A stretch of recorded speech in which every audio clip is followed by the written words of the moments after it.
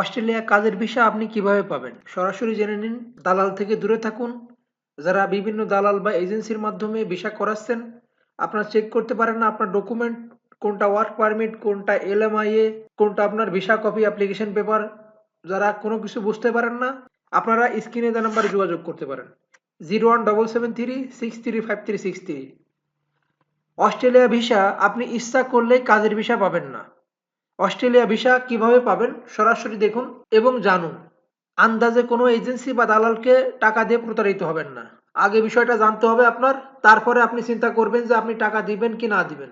প্রমাণ হবে কাগজপত্র, প্রমাণ হবে আপনার ডকুমেন্ট। আপনার ডকুমেন্ট যদি ঠিক থাকে, অনলাইনে থাকে, তাহলে সব কিছু আপনার ওকে। যদি আপনার অনলাইনে না থাকে, কোন হাজী সাহেব বা কোন অস্ট্রেলিয়ায় থাকে বা কোন ইঞ্জিনিয়ার বা কোন মন্ত্রী কি বলল, কোনো কিছু আসা যায় না। আপনি টাকা দিবেন, আপনার ভিসা দিবে। যে কোনো লোক দিতে পারে, কোনো সমস্যা নেই। কিন্তু সেগুলো অনলাইনে থাকতে হবে। অনলাইনে যদি থাকে আপনি টাকা দেন, ভিসা করেন, কোনো সমস্যা নেই।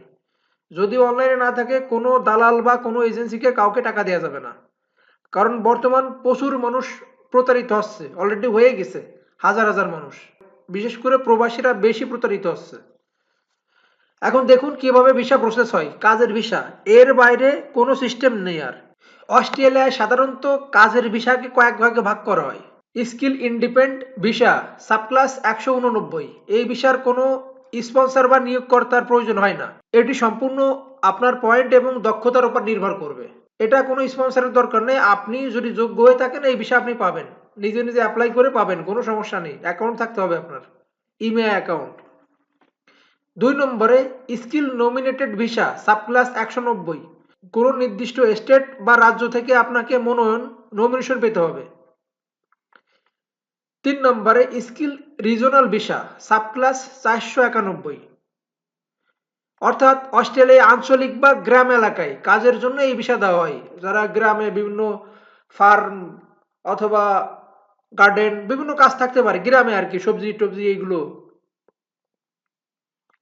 4 নম্বরে এমপ্লয়ার স্পন্সর ভিসা, সাবক্লাস 482 এবং 186। যদি কোনো অস্ট্রেলিয়ার নিয়োগকর্তা আপনাকে সরাসরি নিতে চায়, তাহলে নিতে পারবে যে কোনো লোক। ওইখানে সিটিজেন আছে এমন কোনো লোক আপনার পরিচিত বা যে কোনো লোক থাকতে পারে, ওইখানে সিটিজেন হতে পারে। অস্ট্রেলিয়ার যে কোনো সিটিজেন আপনাকে ভিসা দিতে পারে, এটা পারবে। এই ভিসা আপনি যেতে পারবেন। কিন্তু ভিসা কিভাবে হবে সেটা জানুন আগে। অস্ট্রেলিয়া সরকার প্রতি বছর ভিসা দেয়। স্কিল অকুপেশন লিস্ট, এসওএল প্রকাশ করে। আপনার পেশা যদি সেই তালিকায় থাকে, তবে আপনি আবেদন করতে পারবেন। এটা অটোমেটিক আর কি, ওয়েবসাইটে প্রকাশ করে অস্ট্রেলিয়া গভর্নমেন্ট।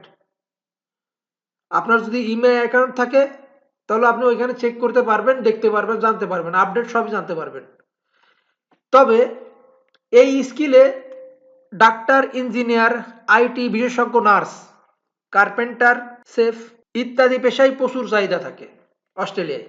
2 নম্বরে স্কিল অ্যাসেসমেন্ট, আপনার শিক্ষা এবং কাজের অভিজ্ঞতা অস্ট্রেলিয়ার মানদণ্ড অনুযায়ী সঠিক কিনা তা সংশ্লিষ্ট কর্তৃপক্ষ, যেমন ইঞ্জিনিয়ার অস্ট্রেলিয়া, এসিএস বা ভিইটিএসএসইএসএস দিয়ে যাচাই করাতে হবে।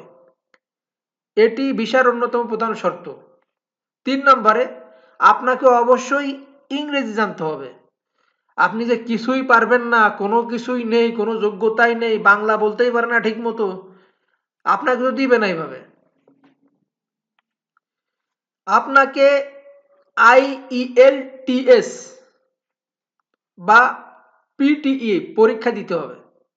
সাধারণত প্রতিটি ব্র্যান্ডে অন্তত 6 পয়েন্ট বা তার বেশি স্কোর থাকতে হবে। ভালো স্কোর থাকলে পয়েন্ট বাড়বে, যদি আপনার স্কোর ভালো থাকে। আপনি এমনি ইচ্ছে করলে পারবেন না, পয়েন্ট রাখতে হবে, আপনার স্কোর করতে হবে। 4 নম্বর ধাপ, পয়েন্ট স্টেট টেস্ট। 4 নম্বর হলো পয়েন্ট টেস্ট। অস্ট্রেলিয়ায় দক্ষ অভিবাসন ব্যবস্থা পয়েন্ট ভিত্তিক। আপনার বয়স, শিক্ষা, কাজের অভিজ্ঞতা এবং ইংরেজির দক্ষতার উপর ভিত্তি করে পয়েন্ট দেওয়া হয়। আপনি যদি ইংরেজি পারেন, কোনো কাজের দক্ষ থাকে, সেই ভিত্তি অনুযায়ী পয়েন্ট আপনি পাবেন। আবেদনের জন্য ন্যূনতম 65 পয়েন্ট লাগে, তবে বর্তমান প্রতিযোগিতার কারণে 80 থেকে 90 পয়েন্ট থাকলে সব থেকে ভালো, কারণ দক্ষ কর্মী কিন্তু অ্যাভেলেবেল প্রচুর পরিমাণ আছে, সব ক্ষেত্রে প্রতিযোগিতা আছে। যদি 80 থেকে 90 পয়েন্ট থাকে তাহলে ভিসা পাওয়া সহজ, এর থেকে কম পেলে যে বেশি পাবে সে পাবে, আপনি পাবেন না। 5 নম্বরে expression of interest EOI submit করা। অস্ট্রেলিয়ার ইমিগ্রেশন পোর্টাল স্কিল সিলেক্টে গিয়ে আপনার প্রোফাইল তৈরি করে আগ্রহ প্রকাশ করতে হবে। যদি আপনি কোনো দক্ষ শ্রমিক হয়ে থাকেন যে কোনো কাজের কোনো সমস্যা নেই, কিন্তু ভালো জানতে হবে যে আপনি এইখানে লাগালে পারবেন না ওইখানে লাগালে পারবেন না, এরকম না, দক্ষভাবে যেতে হবে। 6 নম্বর স্টেপ ইনভাইটেশন বা আমন্ত্রণ। আপনার পয়েন্ট এবং যোগ্যতা যদি সরকার নির্ধারিত সীমার মধ্যে থাকে তবে তারা আপনাকে ভিসার জন্য আবেদন করতে ইনভাইটেশন বা আইটিএ পাঠাবে। 7 নম্বর স্টেপ চূড়ান্ত ভিসা আবেদন।